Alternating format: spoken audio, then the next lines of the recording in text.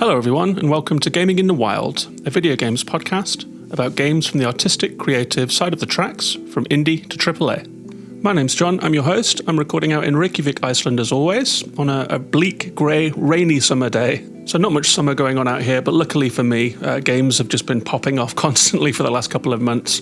I have loads of things to talk about this episode. I'm going to talk about Steam Next Fest, which happened last week. I played 30 odd demos. The people in the Gaming in the Wild Discord played over 70 in total. They all voted on the best, and I have my own best of the fest too. So in this episode, I will run down my favourites and the democratically decided Discord picks from June Next Fest 2024. We've also had a bit of news. We've had a Nintendo Direct. We've had a couple of new releases. I've been playing a puzzle game called Star Stuff. I've been playing a climbing game called Surmount. And I've been playing Still Wakes the Deep, the big indie release of the month from the Chinese room. So I'll talk about all of those. But let's start with that Nintendo Direct. I think everyone knows that the Switch 2 is coming and that there's a lot of games in development for that over at Nintendo, but we also have the Switch to deal with, and the fact that there are over 100 million Switches out there in the wild means that there is a huge audience waiting for new games, and they gave us some. We got a new Mario and Luigi game, we got a Zelda game, we got a Metroid game, and I mean, what more can you ask for from a Nintendo Direct than those three? The Mario game is Mario and Luigi Brothership. It's a continuation of the dormant series that was on the DS and 3DS. I haven't played any of them, but it looks really fun. It's got a cartoony art style. It looks like there is a bit of platforming. It looks like there's a lot of mini games. There is dialogue as Mario and Luigi run around a strange little world. Looks like the camera view is shifting all of the time from side on to top down. Elements of Mario 3D World style gameplay and a bit of Paper Mario style stuff as well. Nice to see a new Mario game on the way. That one's coming out on November the 7th, and I think that fans of that series will be overjoyed. The biggest curveball was maybe Zelda Echoes of Wisdom. It's a new top-down 2D Zelda game in the Link's Awakening remake style, visually at least. And it's the first game where we're going to get to play with Zelda as the protagonist, which I think everyone has been clamoring for. It's interesting that we finally got that. Nintendo often seems like a company that doesn't really listen to the fan base that much and just, does their thing. I wonder if this is an instance of them actually listening, because everyone has wanted to play as Zelda forever. In this game, we get to play as Zelda. She can manifest objects, a little bit like the system in Tears of the Kingdom. We saw her manifesting tables and layering them up to climb up a cliff. We saw her doing magic spells, changing costumes. And it's good to see Nintendo take another step away from female characters as, NPC damsels in distress. I really like what they've been doing with Zelda across the last few Zelda games, making her a scientist, making her a leader, as well as just, a princess in a pink dress that needs help. So really happy to see this one. The game looks great. That one's coming out on September 26th, so we're getting a Zelda game this year. And we also got to see Metroid Prime 4, finally. The game that has been stuck in development hell and was apparently rebooted halfway through development. And we finally saw gameplay. It's going to be called Metroid Prime 4 Beyond. And it looks like it's at the visual standard set by the Prime remake that we got, which is pretty good for Switch, It's not exactly on the cutting edge of the zeitgeist of video game visuals, but that's not why we play Nintendo games. I'm sure this will be great. It was really fun to see Samus rolling around as a ball, dealing with space pirates, exploring areas. We got a sweeping vista of what looks like a really interesting planet to explore. And it was really nice to hear those classic Metroid music motifs, The sound when Samus comes out of her ship just gave me goosebumps to hear it in the trailer. And that one's coming in 2025, so I wonder if it will be a cross-platform game between Switch and the Switch successor, whatever that turns out to be. So great Nintendo games in this Direct. There were a couple of interesting third-party games as well. One of them is a port. It's a port that I've played. It is Fantasian, the impressive JRPG that is finally being freed from Apple Arcade, where I played it and where it has been stuck for quite a while. I played this one way back in the day. I played it using a Backbone controller and an iPhone, so it was pretty much a Switch-like setup for me. I would say that this game wears its Final Fantasy VII influences on its sleeve, from the protagonist through to the writing, through to the structure. But it is distinguished by its unique graphics. All of the buildings and the topography in this game were made as real models and then 3D scanned. So the game has a very physical, tactile feel. It looks beautiful. Really, really good stuff. It was actually released in 2 chunks. I played the first half, and then I came back in for the second and realized that I'd forgotten everything about this game. But I did remember one key mechanic, and that was the Dimension, I think it is called. JRPG combat, which happens random field encounters. They are a bit of a killer for that genre for me. I get really sick of just grinding out combat and leveling, trying to walk from A to B and fighting 12 times along the way. The Dimension allows you to bank those encounters so you can just explore freely while it is switched on until it reaches a maximum, and you then have to do all of the battles in the row. So you get to do sections of exploration and then sections of combat and leveling. It is interesting that JRPGs seem to have to contend with the fact that there is a certain level of monotony built into the design of these games, and the Dimension is a way to try and counter that. It is really interesting to have such a clear and apparent problem in the design of an entire genre of games and to have people grappling with it in very different ways. But yeah, Fantasian is coming out in winter 2025 on Switch. We also got a look at a game called Memories in Orbit, styled in the title as MIO. It looks like a sci-fi Metroidvania, really nice distinctive look to it, a very dark graphical feel, a little bit sort of sci-fi gothic. We saw the protagonist unplug themselves from a giant sinister machine, pull their little head out of a pipe and reveal these long strands of blonde hair, almost like spider legs. They head out into a dark world. It looks like there is quite acrobatic traversal and combat. There was a lot of footage of them using a dash as their main weapon for aerial combat, for enemy juggling. So traversal and combat woven together in a style that reminded me of Ori, and a really cool little game called Scourgebringer that was on Game Pass. I'm not sure if a lot of people have played that. It's almost like pinball where you're controlling the ball without flippers, just zapping yourself, dashing across the arena with a sharp dash that damages as you travel. Looks really cool. 2025 release window for that one, so look out for Memories in Orbit, or MIO. There was a lot of other stuff in the Direct, but I'm not going to go through it all. Those were the ones that jumped out for me. But there is one other news item that I wanted to mention. It is a port of a 2021 game called Exo 1. I played it when it came out initially on Game Pass and really liked this game. It's a movie-length game with a focus on sci-fi traversal. That means that you control a vehicle which has been made with alien tech. It starts off as a ball, and you roll over an undulating landscape. Gravity affects you, so you're trying to gain momentum, like in Tiny Wings. You can also use a button to increase your gravity, which means you roll incredibly fast downhill. Then if you let go at just the right point, you will shoot up into the air when you roll up a hill, and then you can fly. You hit another button, the ball turns into a disc, and then you glide. So it's got this beautiful sense of momentum, of freedom, of heaviness and lightness. And the weather effects in this game are just beautiful. You glide through these beautiful giant cloud banks that help you to recharge your glider's capacity. You then end up crashing down to Earth and rolling across alien structures and sandy topography. There are lots and lots of different levels with different challenges, different puzzles, different traversal methods to figure out. I loved experiencing the turbulent weather to this gorgeous post-rock soundtrack, having spray appear on the visor. You really did feel like you were traveling. You felt like you were on a journey in that game. So if you didn't play it when it first came out, it's been out on Steam and Xbox since 21. It is now coming finally to PlayStation.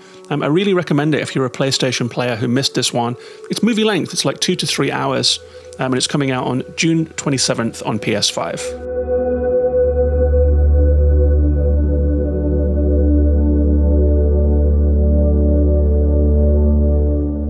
I've also added one game to the slate this week. We got a new release from Fellow Traveller, the publishers of 1,000 Times Resist and Citizen Sleeper and many more. It's a game called Times and Galaxy, in which you play as a robot journalist. It looks like a side-on game. You run around these little planets, talking to people, trying to get stories. I'm really excited to play this one. I mean, I work as a journalist myself. You never really play as a journalist. It's a really fun premise for me. And it's Fellow Traveller. I trust them, so I'm excited to play that one soon. That's Times and Galaxy added to the slate. And in the Now Playing section, I have Still Wakes the Deep. This is a much anticipated indie game from the Chinese Room, the developers of Dear Esther and others. They make beautiful areas to explore, beautifully realized environments. Dear Esther was a Hebridean island. Everybody's Gone to the Rapture was a Staffordshire village, not unlike where I grew up. This time it's a beautifully realized 1980s oil rig that drills deep under the sea and unleashes something, which I'm not going to spoil for you. But you do get to explore this oil rig as everything goes south. It has a disaster movie feel to it. But the environment itself is just gorgeous. It's so detailed. It's so much of its time. All of the dialogue is wonderful. It's very gruff and Scottish and authentic. The gameplay, not killing it so far, I have to say. But there is lots to like about the game. I do also have some critique. I'm aiming to finish this one and do a full review on it just down the line. That Still Wakes the Deep. I've also been playing a little game called Surmount. This is a physicsy climbing game, a very slapstick, cartoony climbing game, side-on view where you have to scale a mountain.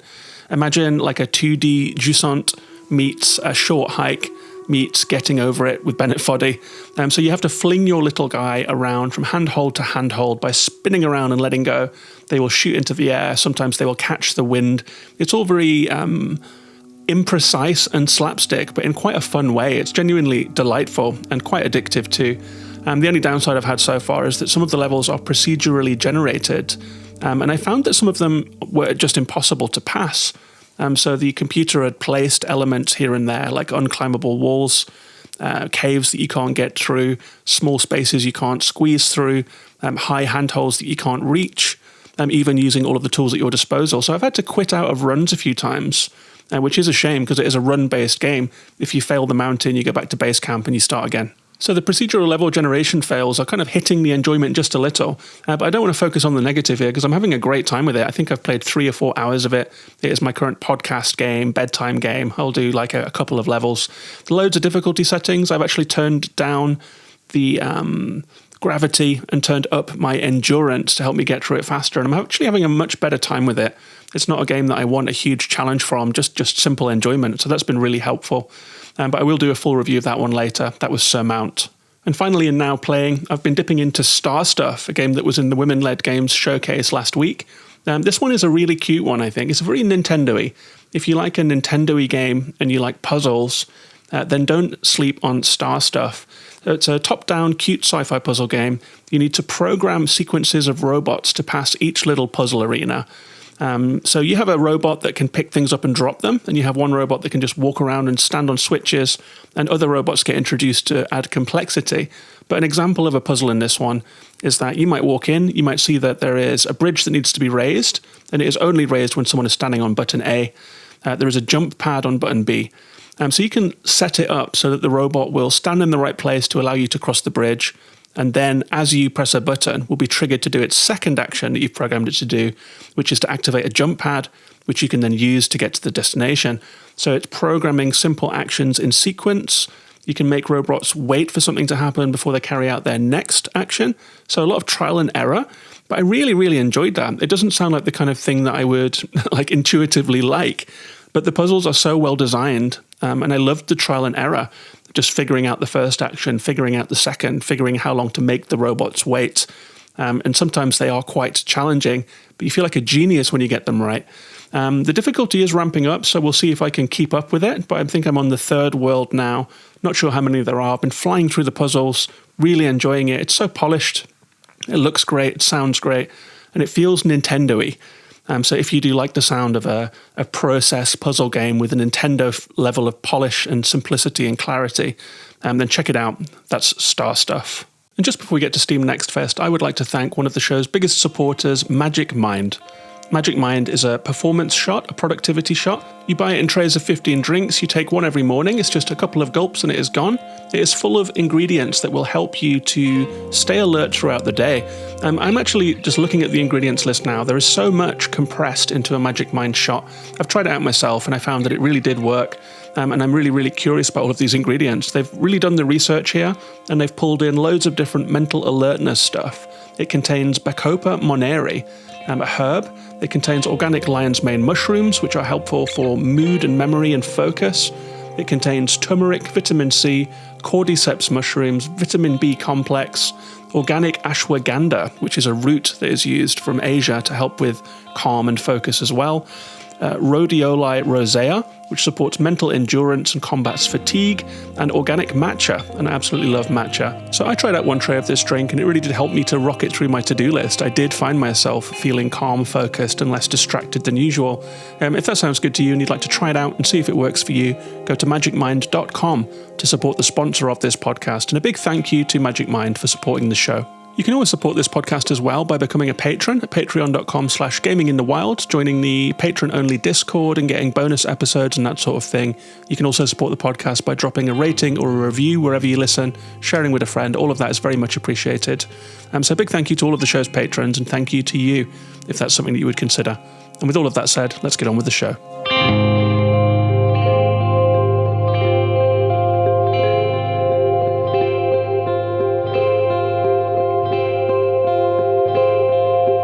So Steam Next Fest just happened, and I have to say, one of the reasons that I ended up buying an ROG Ally is because I never had a Windows device, and I always felt extremely left out when new indie games come out on Steam only. And that is something that's pretty common, Not every indie developer has a publisher that is going to help them get a porting house that costs money to port onto console for a simultaneous release. So a lot of games will start on Steam, get an audience, pick up a publisher, or find someone that is interested in porting the game, or the developer has enough money to port it themselves. And I really wanted to be involved at that early stage and to play games in Next Fest and to play early Steam indie game releases. So it is really nice to be able to take part of it. And I love taking part in Steam Next Fest now. I play as many games as I can. This Next Fest, I played 31 games, and a lot of those demos are still up. The community around the Discord, the Gaming in the Wild Discord server of patrons, they played 70 in total, over 70. Everyone marked their games as either incomplete because they couldn't play it because of technical reasons, bad, okay, good, or yes. And yes is the top mark. And they all marked them. I marked my games too. And so after I've told you about all of the games that I played, I will give you my personal top 5 and the Discord's top 5, so you know some games to look out for that are coming down the pike. It was a really fun time on the Discord, actually. Everyone was just sharing what they were playing. Whenever there was a yes, I would go and try it as well. Other people tried my yes-rated games as well. So we were kind of passing games between each other, and it was a really good time. There are thousands of games in the Next Fest. At the end of the festival, Steam publishes a list of the most played 50, and hardly any of our top picks were on there. It just goes to show what a breadth of games there is in Next Fest. So I'm going to do these alphabetically, and I'm going to kind of skip through them because there is quite a lot. One of the first ones I played, this was from a YouTube comment actually, so thank you to whoever recommended this one. It's called Akimbot, with a K, like Akimbo, but Akimbot. And this one is a fairly faithful tribute to the golden age of Ratchet and Clank, you could say. Not the all singing, all dancing, next-gen Rift Apart with its, vastly populated set pieces and giant open worlds, but more like the original Ratchet and Clank, so smaller areas, tighter areas. It's a retro 3D platformer. It has pretty satisfying movement, I would say. You can jet around, you can double jump, you can dash across hazardous water. It has combat, you can use melee attacks and ranged attacks. It has nice chunky graphics. In this game, Ratchet is a robot, and he has a little floating friend who is the Clank. And you are popping chests for treasure. And one of the most fun things about Ratchet and Clank is just hoovering up loads and loads of screws that are your currency that just magnetize to you, and that's present in Akimbot as well. I enjoyed the demo. I'm not sure that it had quite enough for me to commit to a full playthrough of it or to buy it, so the demo didn't quite hook me enough. But if you are an original Ratchet and Clank fan, check that one out. It's called Akimbot. The second game I've got for you is called Albert Wild Quantum PI. This was a really odd, slow game. It's one that I picked up on because it was in the Women-Led Games showcase at Summer Game Fest. And I downloaded it based on the trailer. I mean, it's a very odd game. It has a grainy black and white art style, like old film rolling through a projector. It has a film noir style with a voiceover. You play as Albert Wild, who is a wisecracking, hard-boiled, Humphrey Bogart-style private eye, who also happens to be a cat. That is a cat that wears a trench coat, a cat that drives around an old car between the different scenes that you will visit, and talks to you during those in his deep private eye voice, saying like, "I'm not sure she was telling the truth, but how could I know? There was only one way to find out." So you get these cute little cutscenes in between. Then you walk around in a location, you will find animals to talk to. There is a strange array of animals that you will talk to. They look like a cross between taxidermy and puppetry and stop motion, the way they're animated. It's really, really cool. It's like some old curio, the way this game looks, like it's out of time. You will talk to a sassy deer who is a cop at the crime scene. You will talk to a crime boss who is a moose with giant horns who kind of bellows at you. When the animals speak, you hear animal sounds and read what they are saying. Which sounds like it could get annoying, but I quite enjoyed it. It had like a strange comedy effect for this shrieking moose to be translated into text that you could read. The gameplay was pretty simple. You just walk around spaces, you look at stuff, you talk to people, you figure things out, you follow the story, and then the way forward opens. But I played this demo to the end, and I think that that's the sign of a really good demo. It was a very curious game. I haven't seen anything quite like it before. Coming out in Q3 of this year, that's Albert Wild Quantum PI.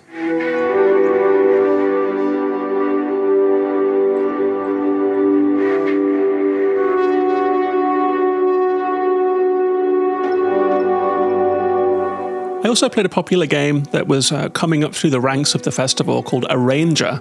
I think this one was popular because it's got a pretty unique premise.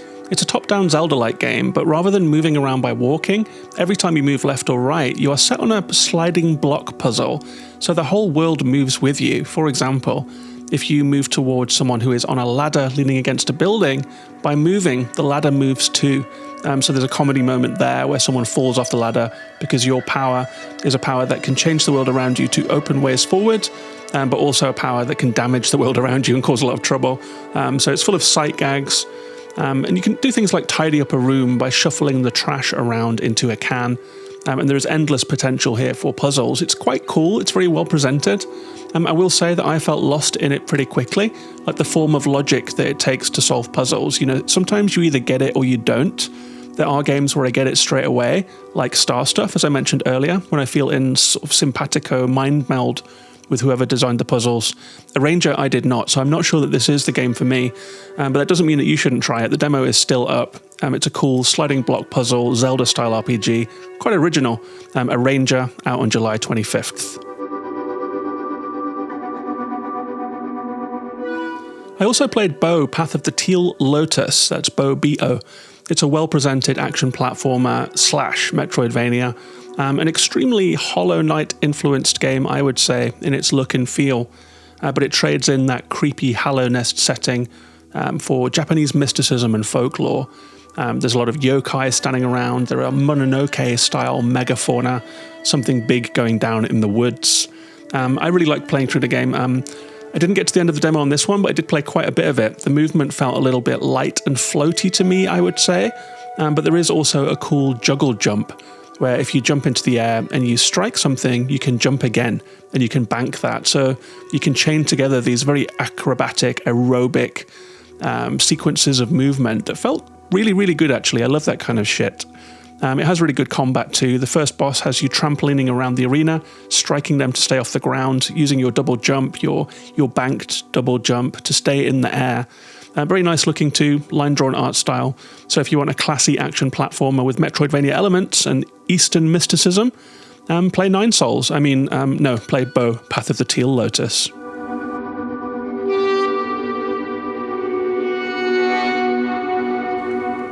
One of my favourite games for the Next Fest this year was Caravan Sandwich. I talked about this one previously. It's a mini open world in the style of the game Sable. You drive a van around a sparse open world, digging into ruins, talking to people, doing side quests for them, reconnecting with old friends and learning who your protagonist is. A wonderful little game, chill driving, exploration, mantling and climbing to find secrets. There seemed to be things to find everywhere in this world. It had lovely sightlines that made me want to explore every corner of the world. I guess the demo is the opening area, the tutorial island or the Great Plateau of this game, and I rinsed it for all it was worth. I went everywhere. I didn't want the demo to end. It's full of good decisions too. You can walk back to your van at any point. You can warp straight into the driver's seat, which I think is a lovely quality of life feature. There is no fall damage, so if you climb up to the top of a tower, you don't have to go down all the ladders, down and climb back down the cliff. You can just jump off and go back to the van, man. I really liked those things. It speeded things up and gave an ease of play that I really responded to. Really got into the zone with this one. At the end of the demo, you see that the van can be upgraded to include scanning, to identify computer terminals, to open doors with a harpoon. I'm really looking forward to seeing what else this game holds. That is Caravan Sandwich. It's penciled for a full release this year, and I cannot wait to play more of it. Another demo I really enjoyed was a game called Clown Meat. I saw a trailer for this one, I think at GDC or something. This one is a real little weirdo. It's like a freaky little precision platformer. At the start, you see a giant who comes from the planet Jupiter and crashes to Earth. Then we flash forward years in the future. All the cities are ruined. This giant has gone bananas. And the planet is colonized by giant weird aliens. I think we only ever see their white arms reaching into the screen and hear them talking off camera. But at the start of the game, they pluck the protagonist from the wall where they are trying to grow like a being. You are a tiny meat clown with clown makeup and a little meaty body. And you have to run through this world getting from A to B. They're going to try and take you to their leader to make him take them home to Jupiter. Apparently they don't like this ruined Earth they've created. It's a horrifying game. There's lots of clown makeup. There's lots of blobby, fleshy things everywhere. There is a little bit of Tim Burton creepy horror in there as well. In terms of gameplay, you're presented with short, intense, tricky platform gauntlets. You have to wall hang, double jump, turn into a ball to roll through obstacles. Each level is a traversal puzzle to be solved. They're short and sharp. You will die a lot. But somehow it's not frustrating. I really like the clown horror feel of this one, and the gameplay was quite fun too. I would say fans of Super Meat Boy, don't sleep on this one. That's clown meat. On the other hand, I also played a bit of Dustborn. A bit of a misjudged demo, this one. You know, when you're playing a lot of demos in quick succession, you start to notice what makes a good demo. I think if you can play the start of a game, so you meet the characters, you do the tutorial that you'll play when you play the real game, and you are bought into the story, you're bought into what your character is doing, who they are, what their quest is, and then shown a little bit of gameplay that is enough to tempt you, that's a really good demo. When demos start in the middle of a game, I sometimes feel thrown in, like I've missed the place where I'm buying into the game. And that's the whole point of a demo, is to make someone buy into the game. It's not to show off every mechanic, you know, unless you're showing it to another game developer or, I don't know, publisher maybe. But for players, we want to buy into the games. Dustborn didn't achieve that. It dropped you in midway through the story. So you're with a gang of people who you know nothing about, doing a quest that you know nothing about, that involves someone who is stuck under a bus. You have to winch up the bus with a sort of rudimentary puzzle, set them free. And then there was a time skip again. So even that didn't allow you to buy into whatever came next. You were just sitting on a bus somewhere random. I felt very, very disconnected from what I was seeing and doing and who these people were. But you are a member of a band in this game. Apparently, I had to go and look on the Steam page to figure this out, but you're traveling across America.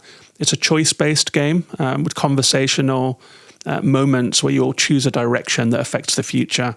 And because you're in a band, there's some rhythm gameplay and some combat gameplay. It's being published by Quantic Dream, which makes a lot of sense. Quantic Dream were the makers of Detroit Become Human. And I can tell that this one has an Until Dawn, Detroit Become Human sort of choice interest in it. I certainly don't want to write it off. It's very well presented. It was very polished. But I thought the vibes were a little bit off with this one, and the demo did leave a bad taste in my mouth. But if you want to try Dustborn, maybe best to try the full game. It's out on August 20th. Sometimes you play demos as well that are just full of promise. And the next game is one of those. It is called Ferra, The Sundered Tribes. I saw a trailer for this one at GDC as well, and I was very curious about it. It's set in a really lush open world with grassy plains and sandy mountains. And it's ostensibly an animal taming game. You have to rebuild your tribe's village, which all seems understandable and legible and fine, but it's burying the lead a little bit because the thing that attracted me to this one is the traversal. This world is full of grapple points, high and low, the tops of pillars, ruined buildings, animals themselves. You have like an energy beam grapple. You can grapple onto anything. And gravity works in this game, so you can flip yourself up into the air. And when you are in the air, you can open your wings and just glide anywhere you want. I absolutely love that kind of freedom of traversal. And in this game, I love the fact that you can just flip yourself somewhere high. You are not tied to the ground. You are not like a heavy human body heaving its way over a landscape, but rather a mobile, agile, aerial being. And I really like that kind of freedom. It didn't run too well on the Ally. It was very, very juddery. I had to turn the graphics down to rock bottom to get it to run at all. So I wonder about optimization on this one. I mean, obviously the Ally is just a little handheld PC. It's not exactly a powerhouse, but you would hope that this would run on Steam Deck and Ally. So hopefully they can optimize it and get it together, because I would really like to play more of it. I think that when it's sanded and smoothed out, this could be a really, really promising game. That is Ferra, The Sundered Tribes.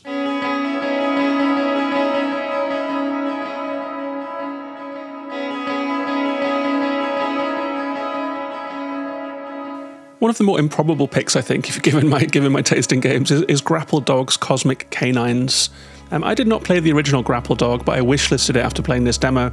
It's a very pure platformer. You play as a little dog who can, grapple. You can fly through these well-designed levels, bouncing, grappling, swinging, shooting.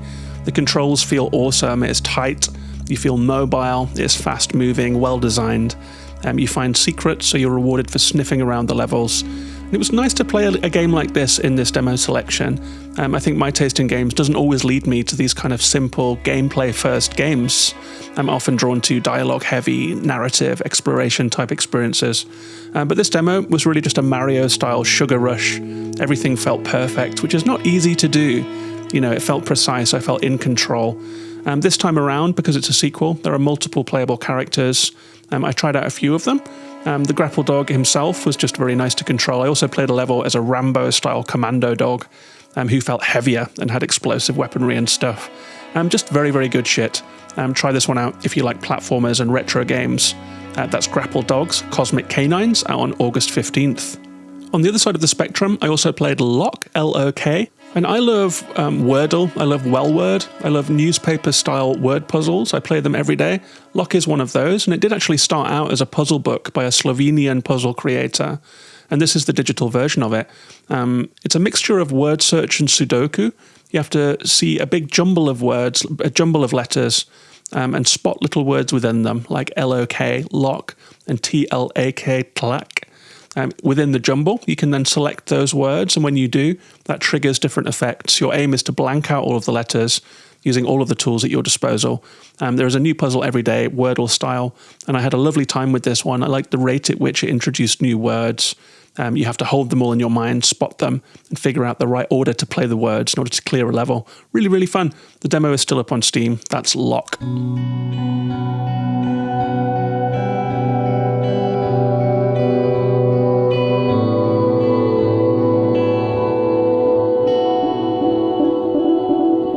The next one that I have for you is a really interesting one, actually. It's being published by Annapurna, so I'm sure it will get its flowers. But I've been really curious about this game, and it was lovely to play it. It's called Lush Foil Photography Sim, and I have craved a hiking simulator. You know, I loved Death Stranding, but I could have done without all of the muchness of it all and just had a straight hiking game. I would have loved that. That's kind of what this game is. You get small hiking trails to wander around. There is a run button, so you can walk fast. You can also walk slow and just take it in. In the demo, we walk around a lake, which has a beautiful reflection of the forested mountains that surround it. We walk around a trail. We witness dry riverbeds, wooden walkways along cliff sides, mountain forests, viewpoints, the changing colour of the earth beneath your feet, just all of that good hike stuff. There are mysterious houses that you look at and can't go into. It captures the feeling of walking in nature really, really well. But it's also a photography game. So somewhere along your hike, you will see a notice board that has 9 pictures pinned up on it. You have to find those vistas and take those pictures. Because it's the demo, I'm not sure what the progression is exactly. I do wonder if you have to take all 9 to unlock the next area. There are loads of different areas that you can go to, different sites all around the world, which I'm really curious to get into. It was just such a tantalizing taste of this game. I will say the photography mode is great. It has autofocus, it has zoom, it has all of the DSLR camera functionality you might be familiar with if you take pictures. And I will say that as I was exploring this first area, I found 7 of the pictures. I played it twice. It was a time-limited 25-minute demo, but I was still missing 2 shots. One of them was just a bunch of trees, and I didn't find the right location. One of them was a little rock pile that I maybe had walked past. It was on white ground, so that was a clue to me that it was in the white ground chalky area, but I still didn't find it, so I wonder if either it was too hidden or not prominent or something. And I have to say that could be a problem for this game. It's wonderful to walk around in that chill way, look for the right spots to take pictures just because you like them. But I got a feeling towards the end of 50 minutes of play that I was traipsing around looking for a needle in a haystack for the last 2. So little alarm bells there, but there are plenty of new areas to unlock, such as Japan, China, the Americas, Europe, Australasia. The Japanese location is the Fushima Inari Taisha shrine that I visited last year in Osaka, Japan, where there is a corridor of torii gates for you to walk through. So I just really hope that the progression doesn't require 100% of each level, because that could be an issue. But I found the game itself to just be absolutely beautiful to look at. It really did give me that feeling of being out in nature on a hike. I've really wanted that from a video game, so I'm very excited for this one. That is Lush Foil Photography Sim.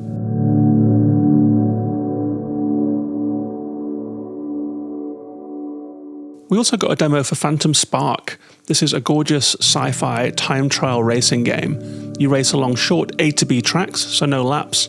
First you race alone to set your time, you then race against your ghost and a champion, which is matched to you to give you some competition. You beat your own best times, you try to achieve perfection, you try to shave seconds off your times, and it gets really, really addictive, really, really fast.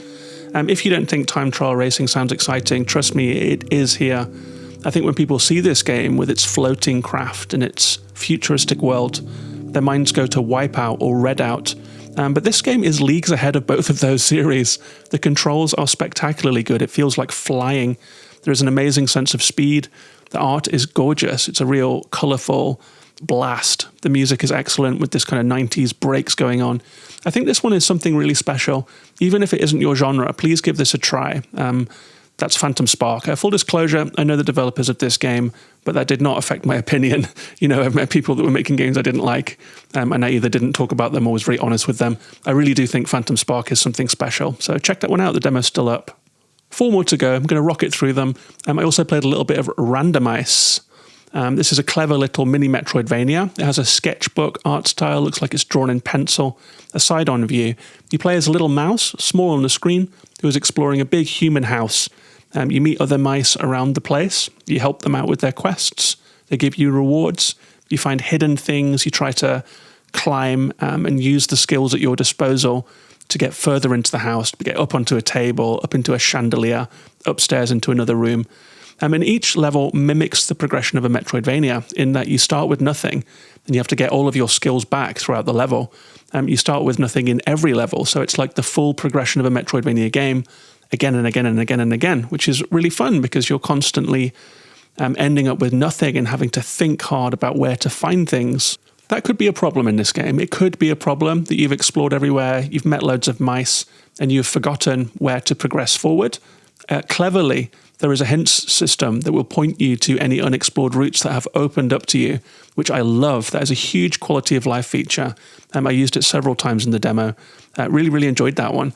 And the kind of things that you get a skill that will allow you to put a fork in a wall so you can bounce up in the air, and then put another fork in a wall so you can bounce basically up vertical surfaces. You will get something that will allow you to shoot across a room, like if you're up in a chandelier, you can shoot to the top of a bookshelf and find something there. You will have a grapple. You will find a torch that will let you burn away spider webs and access cobwebbed areas, and so forth. Very, very simple, very, very fun. It mixes up an arcade feeling with that Metroidvania-style progression. Really well done, this one. Apparently it's procedurally generated, which worries me, as per my earlier comments on Surmount. But I really enjoyed the demo. We got a couple of levels, and it was just a great time. That's Randomice. Another one of my favourites was Solitaire. This is a card game with a story. It's a mixture of visual novel and an ingenious little card game. So at the start of this game, you inherit a divining deck and decide to open a cafe called Solitaire. Customers then come in the door, sit down at your table, and ask you their fortune. To divine the fortune, you have to play a card game. It's a lot like Solitaire. You lay out loads of cards. You have to match the numbers to clear the cards. Every now and then you'll find a soul card. This is like a tarot card. You're aiming to find all three, but you have a limited amount of moves. If you do find all three, you will have a complete divining card to read the customer's fortune. If you don't, you'll have an incomplete picture, which makes it less accurate, more risky. You don't really know if you're giving them the right advice. It might be missing an essential element. And you are helping people to decide their future. There is someone who is deciding whether to move away or stay.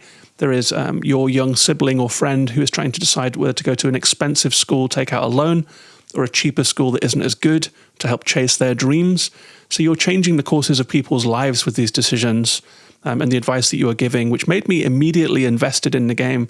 It made me incentivized to manage to clear those cards away and get all the soul cards. I loved it as a melding of storytelling and gameplay. If you played Coffee Talk, it's a little like that. You know, someone sits at the counter, you make them a drink to try and help them loosen up or solve their problems or relax or feel better.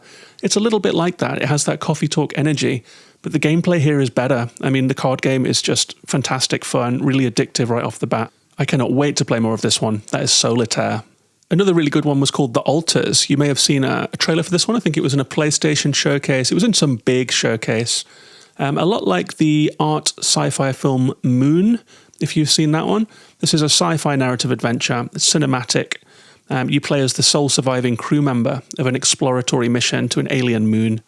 You have to run the base alone. You get a side-on view, like a Fallout Shelter type thing. You can open up new modules, add them to your base to try and open up new possibilities, including things like storage for minerals that you'll go out and mine, or replicating food, that kind of thing. You have to go out into the world to find resources. This is a third-person exploration part of the game. You run around this horrible, gothic, strange moon with hostile weather patterns, with the wind whipping down. It's actually very, very beautiful. It's like a warped basalt landscape with these scorched, scraped metal fragments everywhere, giant black cliffs. Just really, really beautiful. And you run incredibly fast, which I really, really like. So when you get out there into the world, the Death Stranding-y bit, you're sprinting at high speed around the play area, which I really appreciate. I didn't feel like I was trudging. I felt like I was getting shit done. You have to find resource patches, build supply lines, manage your resources, things like that. There is time pressure. You have to get back to the base before the radiation storms hit at night. None of this survival stuff seems like a great fit for me at surface level, but I loved everything about this game. The story was fascinating. It goes places. It's like a sci-fi movie. There are big twists that happen even in the demo. I'm not going to spoil them for you, and I advise you to stay away from trailers about the altars because it will give the game away. It's a very generous demo. Try it out. It's still on Steam. It actually ran great on my Ally, even with those very high fidelity, high production value graphics. I actually stopped playing this demo because I was getting so invested in the story that I didn't want to come to a hard stop. I thought I know I'm going to play the rest of this game, so I'll put a pin in it there. Really, really want to watch that one. That's called The Altars. And finally, we have The Crush House. This is a Devolver game. Really interesting premise. It's got a cartoony first-person look to it, and you play as a producer on a reality TV show. You select contestants on your computer who then come into the house, and you have to film them. So you're like a camera person trying to capture the action. They do things like making out, arguing, all of that kind of reality TV stuff. But you get live audience ratings on who they are responding to, who they want to see more of. And so you have to design this show, film this show, max out your audience ratings, and then get rewards at the end of each day. Cast members wander off, so you have to choose who to follow. It's voyeuristic and interesting. I think it's a fresh way to tell a story. It looks like there's another layer of this game at night when the house is abandoned and everyone's in bed. Things get a little bit spooky. Very smart idea, this one. That's The Crush House, out on August 9th via Devolver.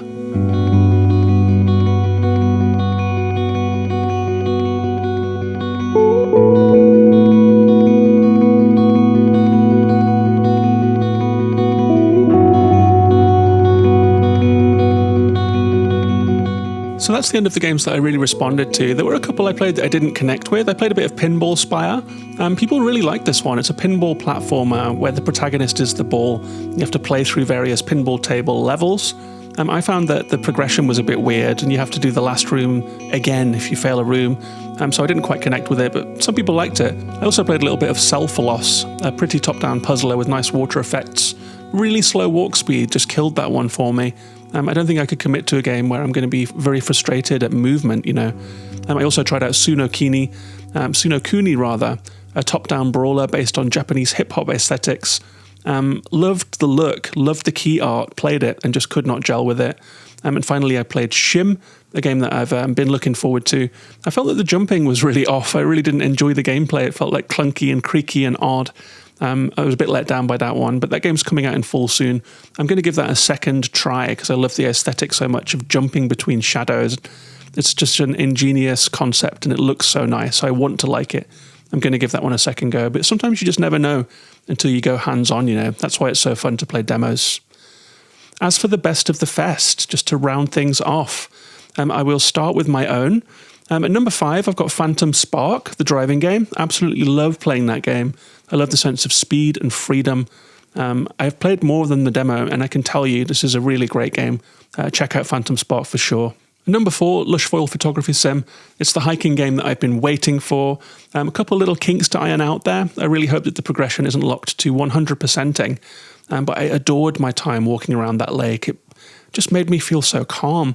I think I need a game like that in my life. You can't always get out into nature for a hike when you need one, but you can sit down and play Lush Foil Photography Sim. Number 3, The Altars. Very intriguing sci-fi concept. The only game that I stopped playing because I didn't want to spoil myself. I wanted to wait for the full game to play the whole thing. So very successful demo, very interesting game. Number 2, I've got Solitaire. I was really taken with it. I was dying to play more. I really can't wait to tuck into that game. And I've been thinking about that card game. It really got stuck in my head. I wanted to play more Solitaire and read more Fortunes. Just a very, very cool idea. Number 1, Caravan Sandwich. The worst name of any game on this list, but one of the best games. It's a Sable-like, and I cannot wait to get out of that demo area and go and explore the rest of that beautiful world. As for the Discord vote, it was very different to mine. We only have 2 games in common here. They have 6 because there was a draw. At 5th place, it was a tie between Phantom Spark and Bo Path of the Teal Lotus.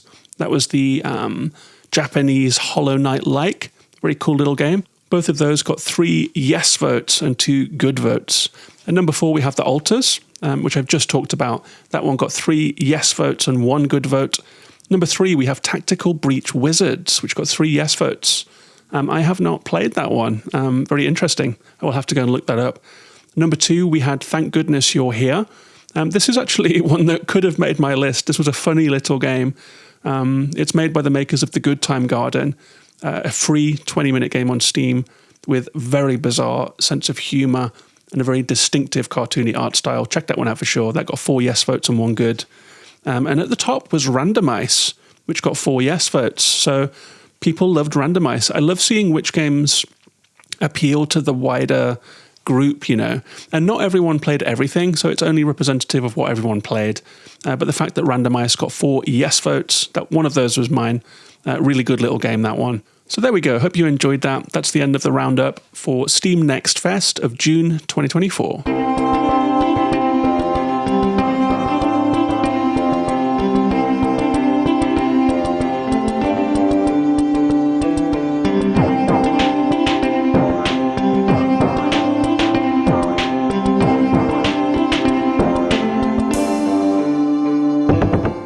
So I hope you enjoyed that episode. It was a really long one, man. 47 minutes. We haven't had one this long for a while.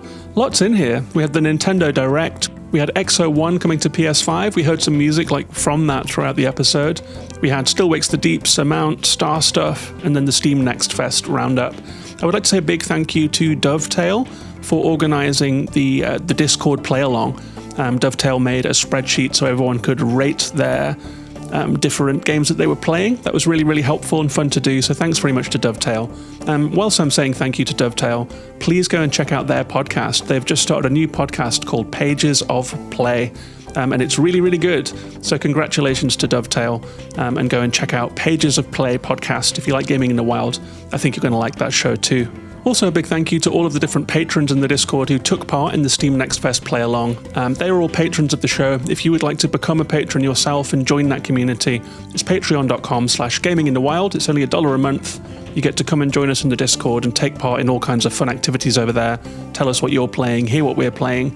I charge for it for a reason. I think that if people pay $1 a month, then they have to put something up to kind of prove that they are not, trolls or randoms clogging up the channels. So everyone that is in the Discord really wants to be there. It's not the kind of Discord that's going to have some disastrous influx of people that are mad at me for some reason, for not liking an Xbox game or thinking I'm a Sony pony or whatever. So as well as supporting me and helping me to make the podcast, the Patreon also, I think, helps to gate the community and make sure that it's a nice place to be.